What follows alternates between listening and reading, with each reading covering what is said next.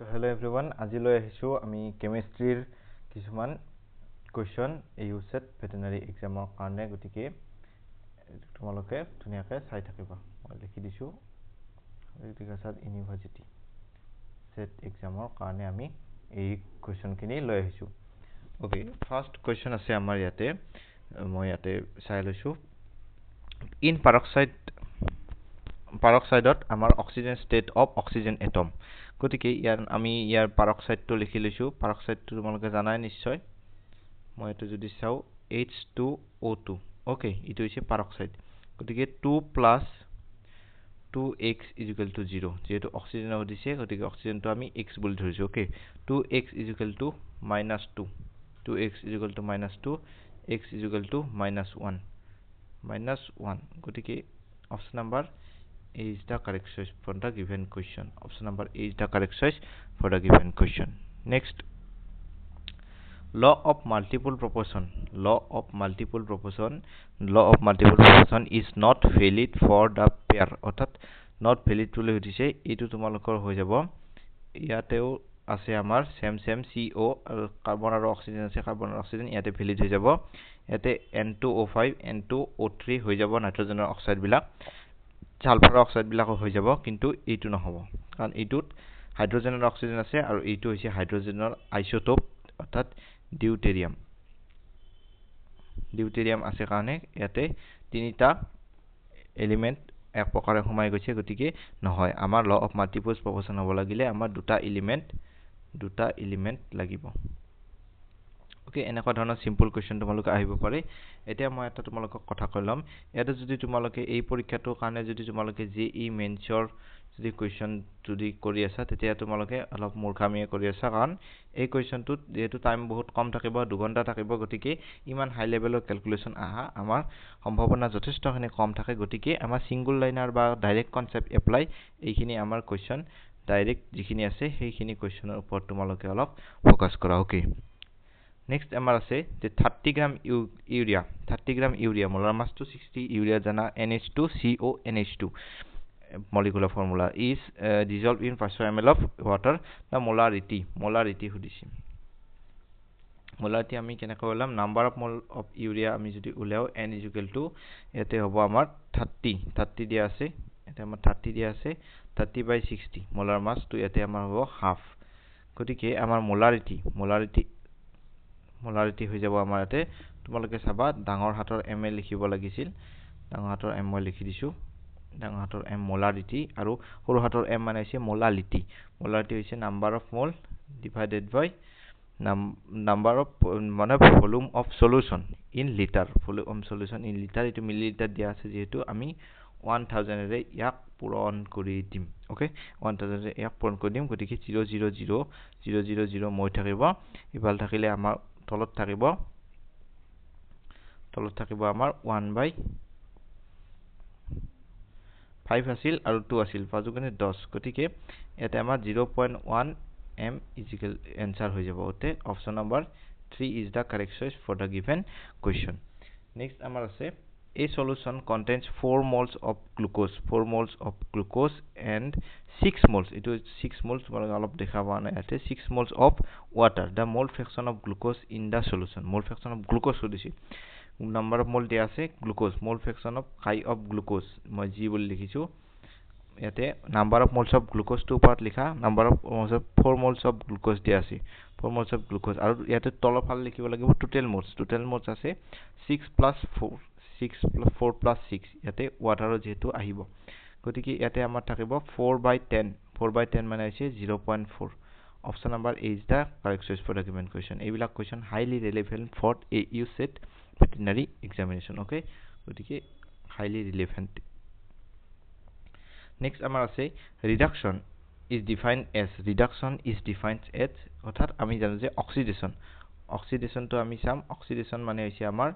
loose of electron কেনে কামত থাকে ইয়াতে লুজৰ আমাৰ O আছে আৰু অক্সিডেশনৰ O আছে গতিকে লুজ অফ ইলেক্ট্ৰন ইয়াতে আমাৰ লিখিম মই লুজ অফ ইলেক্ট্ৰন আৰু ৰিডাকশন মানে হৈছে গেইন অফ ইলেক্ট্ৰন অৰ্থাৎ এডিশন অফ অক্সিজেন এইটো হ'ব আমাৰ অক্সিডেশন গতিকে এইটো হ'ব নোৱাৰে ৰিমুভেল অফ হাইড্ৰোজেন অৰ্থাৎ ৰিমুভেল অফ হাইড্ৰোজেন অক্সিডেশন হৈ যাব গেইন অফ হাইড্ৰোজেন এইটো আমাৰ ৰিডাকশন হৈ যাব গতিকে ৰিমুভেল অফ হাইড্ৰোজেন নহব তাৰ পিছত removal of electropositive ion and addition of electropositive ion এইটো তোমালোকে চাবা যে ৰিমুভেল অফ ইলেক্ট্ৰোপজিটিভ এলিমেন্ট এইটো আমাৰ কাৰেকশন হিচাপে হৈ যাব নেক্সট আমি যদি চাওঁ how many grams of glucose are required to prepare 10 liter of 0.1 m অর্থাৎ মোলারিটি ইয়াতে দিয়া আছে মোলার গ্লুকোজ সলিউশন এতে how many grams of glucose ইয়াতে আমি দেখো যে মোলারিটিটো দিয়া আছে 0.1 আমাৰ মোলাৰিটিটো দিয়া আছে তাৰ পিছত ভলিউম আমাৰ দিয়া আছে volume of solution in litre 10 দিয়া আছে গতিকে number of moles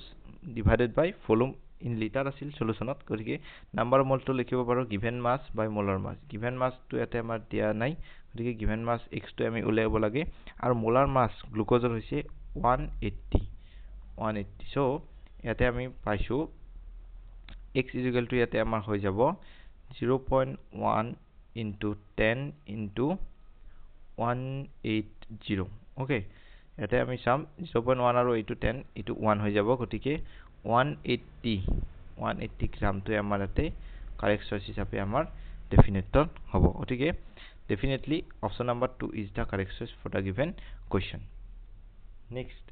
is oxidation stages of iodine in HiO4 H3IO5 and H5IO6 respectively okay respectively বুলি হৈছে গতিকে এটা এটা আমি উলিয়াই যাম গতিকে ইয়াত দেখাবলৈ পাইছা হাইড্ৰোজেনৰ পৰা +1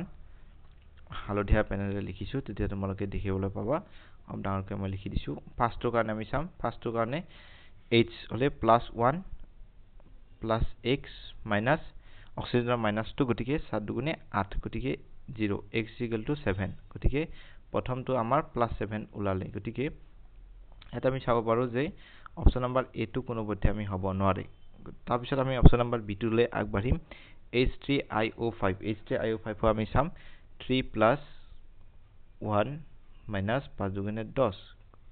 গতিকে 0 এটো x কলো ওকে নেক্সট আমি এটো যদি চাও x = ইয়াতে আমি 7 এ পাম এটো আমাৰ 7 এ হ'ব গতিকে অপচন নম্বৰ 4 টো আমি কাটি দিলো নেক্সট আমি চাম H5IO6 ওকে গতিকে 5 টো চাম আমি 5 + x minus 7 দুগুণে 12 = 0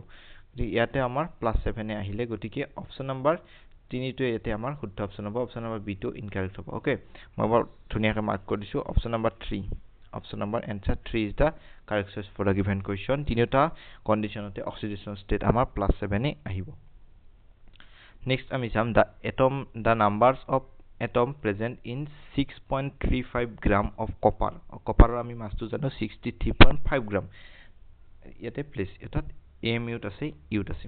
গতিকে আমি যদি number of atom present number of আমি মোল টো উলিয়াই লম m = আমাৰ আছে দিয়া আছে given mass 6.3235 আৰু মোলাৰ মাস হৈছে 63.5 ইয়াতে আমি যদি লিখো ইয়াতে আমি কটাকটি কৰিলে ইয়াতে আমি পাম 10 to the power -1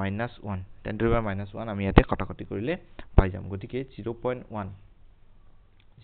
হ'ব গতিকে আমি যদি 1 মোল উলালে হেতেন 1 মোলত আমাৰ থাকে Na atom মানে হৈছে 6.022 into 10 to the power 23 okay 23 আৰু 23 লগত যদি এটো আমি 0.12 আমি যদি ইয়াতে পূৰণ কৰি দিও 0.12 আমি পূৰণ কৰি দিও তেতিয়া আমাৰ 22 হৈ যাব গতিকে